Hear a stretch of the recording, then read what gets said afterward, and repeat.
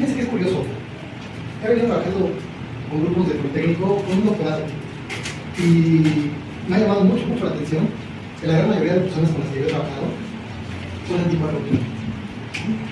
Sí, acérrimos anticuerpos, ¿no? Curiosamente, a lo mejor ustedes saben que en una ocasión Nadia Sheinbaum visitó Politécnico y aquello fue triunfal.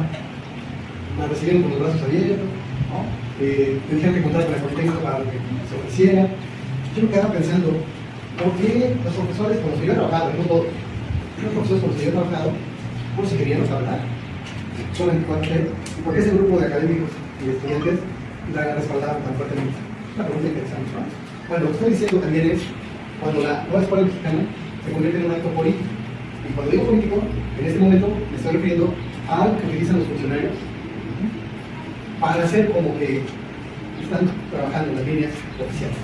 ¿Estoy claro? No he dicho que sea simpatizante de Sheinbaum ni que sea adversaria. Después se van a dar cuenta de lo que pienso, ¿no? Pero tengo chance de ir explicando. En otro asunto, eso me parece importante comunicárselo porque atañe directamente a lo que ustedes están viviendo, haciendo y las expectativas que pueden tener con respecto a eso, ¿no? Pero otro asunto.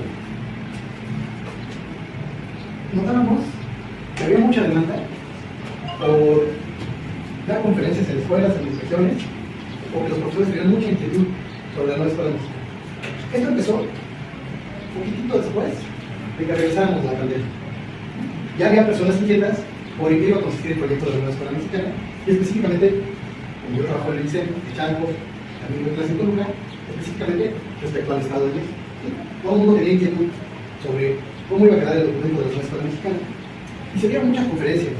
Les platico, a mí me daba miedo que me solicitaran hablar de ello, porque no estaba tan familiarizado, porque tenía como puntos de vista de que el sexenio anterior había sido muy accidentado en la claridad de su proyecto de educación.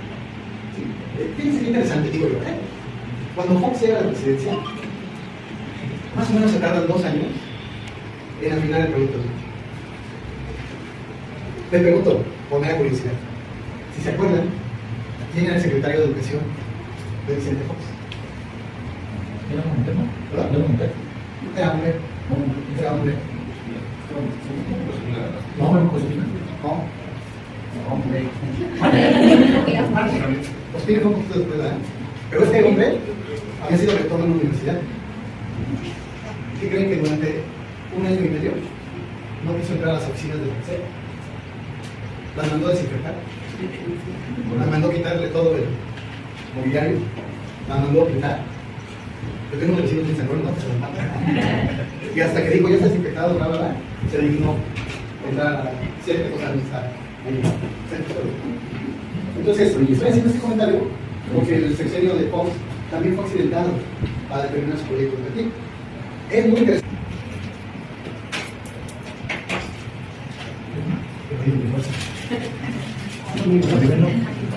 Sí, siempre lo vamos a voy a preguntarles a quién se ubican. ¿Desde cuándo surge el organismo en esto? Si tienes algo como presidente. Desde Miguel de la que lo consolida Salinas, ¿no? Y hasta 2018.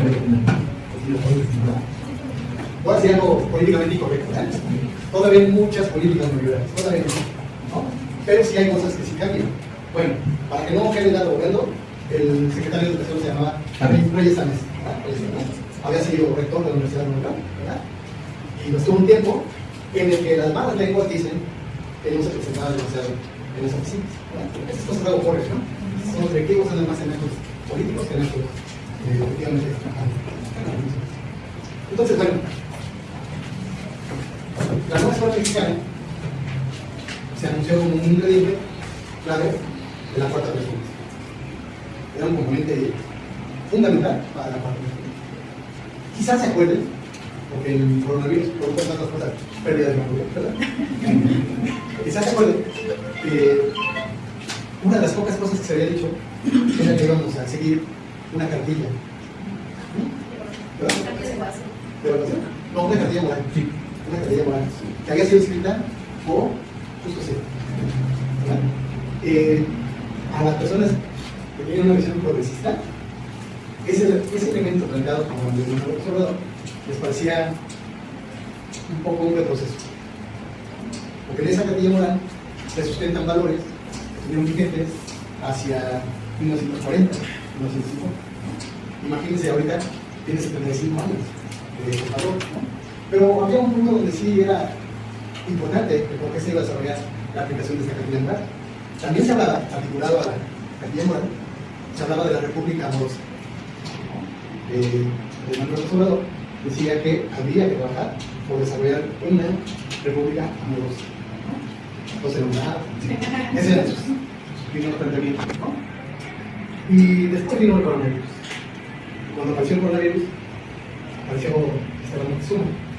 E intentaron atender la crisis sanitaria y sus repercusiones en el mundo. Creo que todos los que estamos aquí participamos de ello, ¿no? De hecho, hace ratito le platicaron a nosotros de que vine la semana siguiente que regresamos a clase. Andamos todos con nuestra copia, y la zozobra, todo lo que implicaba. Trajo mucha repercusión en la pandemia, y se dice, con toda certeza, que implicó un rezago. Habrá tiempo de comentar esto, ¿no? A lo que quiero llegar después es lo siguiente. Ya un poquito después, ya se empezó a hablar de la nueva escuela mexicana, ya estaba el documento de la nueva escuela mexicana, ya había muchos foros, aparecieron los libros de texto, y empezó la demanda. Necesitamos que nos digan qué es eso de la nueva escuela mexicana. Y de allá para acá, ya pasaron más de 3 años. ¿Sí? Más de 3 años. Me gustaría preguntarles, de 3 años para acá. Pero bueno, yo ahorita lo dudaba. No se llama. El espíritu más es interesante porque fíjese, es de los humanistas. Vamos a ver por qué está. 8 principios, ¿se lo saben? ¿Ah, sí? Sí. Muy bien, ya no lo repito. Sí.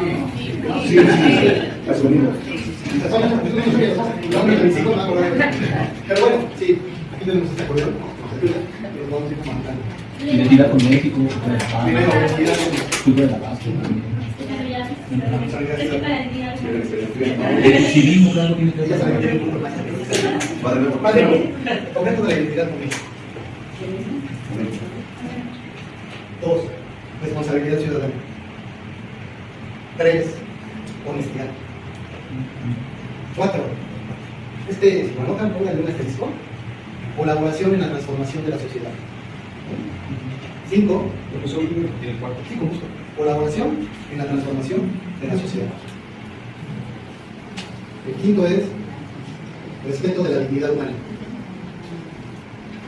El sexto, promoción de la interculturalidad. Séptimo, promoción de una cultura de bienestar y de paz. Y el octavo, el respeto a la naturaleza y el cuidado ambiental. Ese es el espectro de temas que abarcan la nueva escuela. Lo que yo les quería platicar es que hasta el momento, con los distintos grupos que yo me he encontrado, hay 2 grandes problemas. Uno, ni siquiera sabían que había principios. 2, han revisado algunos documentos, pero no han logrado reciclar mucho de ellos. Por ejemplo, hay una primera cosa que quiero decir. El documento sigue los cánones de los organismos internacionales. Lo sigue, pero deja pasar algunos reproches al modo en que se veía la educación en el modelo femenino. Por ejemplo, el concepto de calidad no lo entiende desde una perspectiva neoliberal. ¿Cómo se entiende la calidad desde una perspectiva neoliberal? Alta eficiencia y rendimiento. Alta eficiencia y rendimiento. Si nosotros le damos a la calidad los valores alta eficiencia y rendimiento, vamos a generar una competencia feroz entre las partes. Yo soy el profesor que tiene más rendimiento, yo soy el profesor que tiene más alta calidad. Pero tú que has cursado, ¿qué grado académico tienes? Tú que has publicado, tú en dónde te conocen. No vas a que tus alumnos estén en silencio, no vas a cumplir los controles. Si ponemos la calidad en términos de alta eficiencia y rendimiento, esto genera individualización y competencia. Entonces, el concepto de calidad, en el caso específico de la nueva escuela mexicana, implica una visión social y colectiva de la calidad, ¿no? Incluyente, ¿sí? intertienes, ¿no? Tú que has publicado, tú en donde te conocen, no vas a cumplir tus alumnos estén en silencio, no vas a cumplir los controles, ponemos la calidad en términos de alta eficiencia y rendimiento, esto genera individualización y competencia. Entonces, el concepto de calidad, en el caso específico de la nueva escuela mexicana, implica una visión social de la calidad, ¿no? Incluyente, ¿sí? Intercultural, colaborativa, Colectiva. Ahí empieza una gran diferencia. En el planteamiento de la nueva escuela mexicana, se va a hacer toda una resignificación del modelo anterior. Este modelo es productivista, y como es productivista, está orientado al entrenamiento de las personas.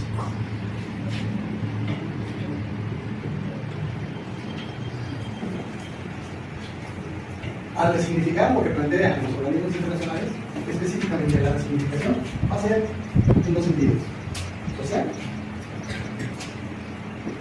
y cultural. ¿Humaniza también podría ser? Sí, sí lo es, ¿no? De hecho, al articular estas dos cosas, ahorita las llevamos, aparece lo que sería.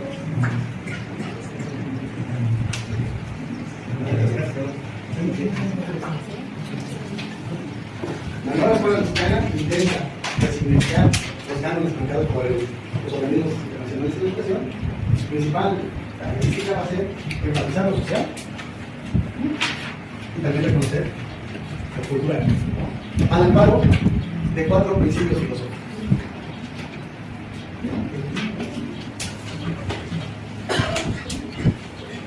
¿No? 3 ideas. Primera idea. El doctor Pablo encabeza el proyecto de investigación donde cada uno de estos temas desarrolla investigación, desarrolla talleres y desarrolla acompañamientos. ¿Sí? Yo vengo trabajando los principios filosóficos, el modo mexicano, ¿verdad? Ya sea como conferencia, como taller, o también estoy escribiendo sobre eso, ¿no? Pero él ha tenido, nosotros pertenecemos al área de filosofía de la educación. Ahí lo malo de la historia es que, como efecto del neoliberalismo, el neoliberalismo está fundamentado en una filosofía. ¿Sí? Esa filosofía, ¿ubican cuál es? Pragmatismo. Sí. ¿Cómo? Pragmatismo. Excelente respuesta. El pragmatismo es la filosofía idónea para el positivismo. ¿Sí? Porque la como toda filosofía, tiene un concepto de humanidad, tiene un concepto de realidad, tiene ciertos valores, tiene un concepto de acumular dinero como sinónimo de la verdad. Lo vemos así como, ¿qué estás estudiando? Estoy estudiando el doctorado. ¿Y qué tal? No te lo recomiendo, es una sopa, tienes que leer un montón.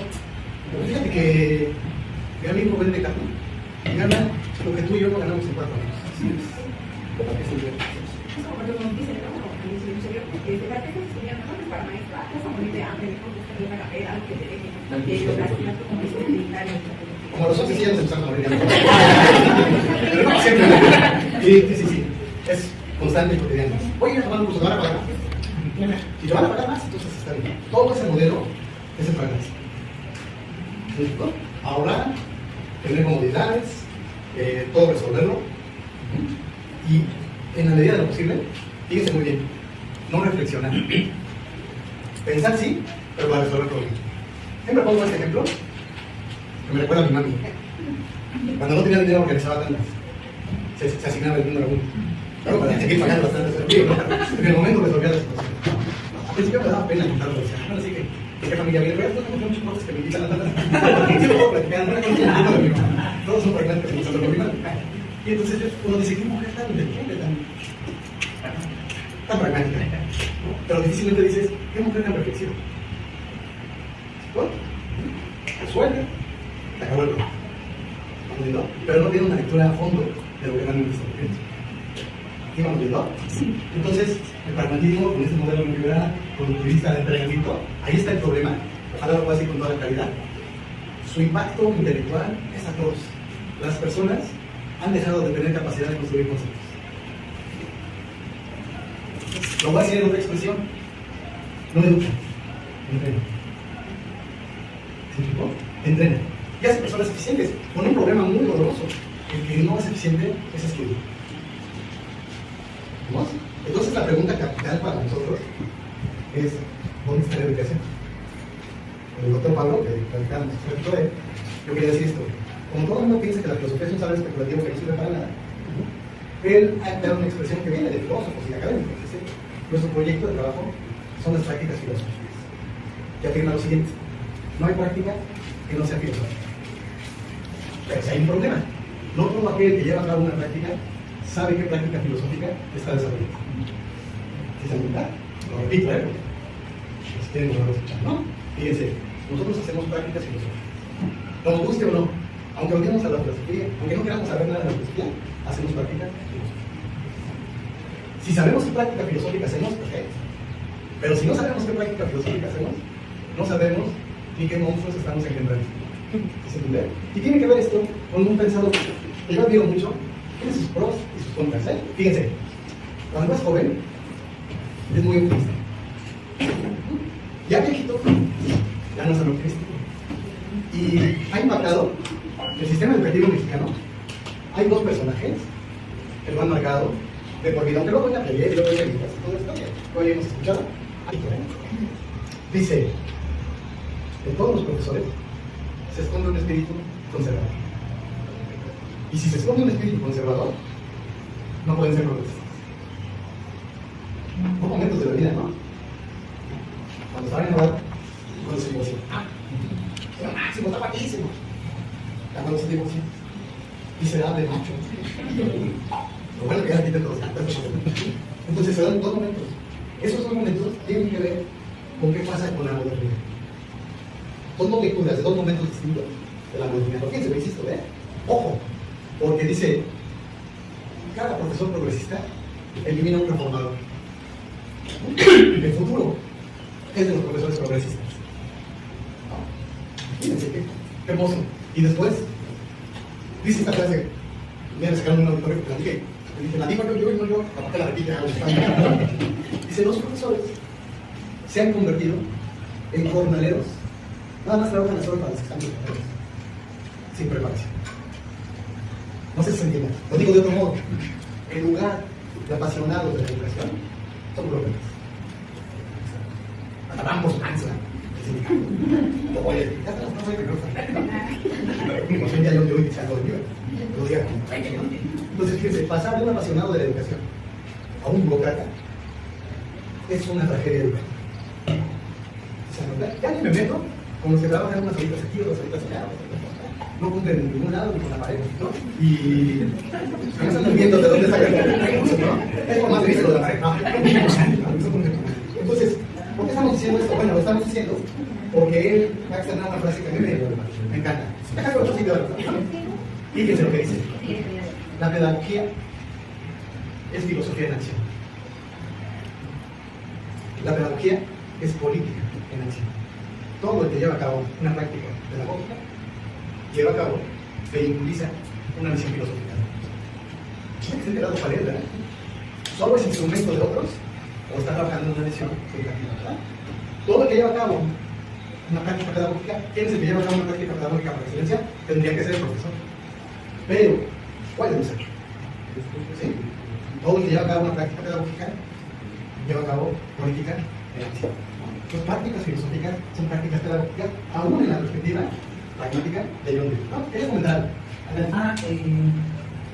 Bueno, es que, por ejemplo, no sé, en investigación. En las escuelas, bueno, no hay investigación de nivel superior, porque hay poco presupuesto.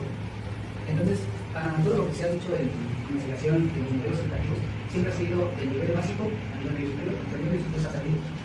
Entonces, yo creo que, bueno, no sé cómo funciona con los investigadores, por ejemplo, en las universidades, hay cierta hora de descarga horaria para la investigación, y entonces esa hora de descarga horaria inicialmente debe ser para investigar y las otras para trabajar.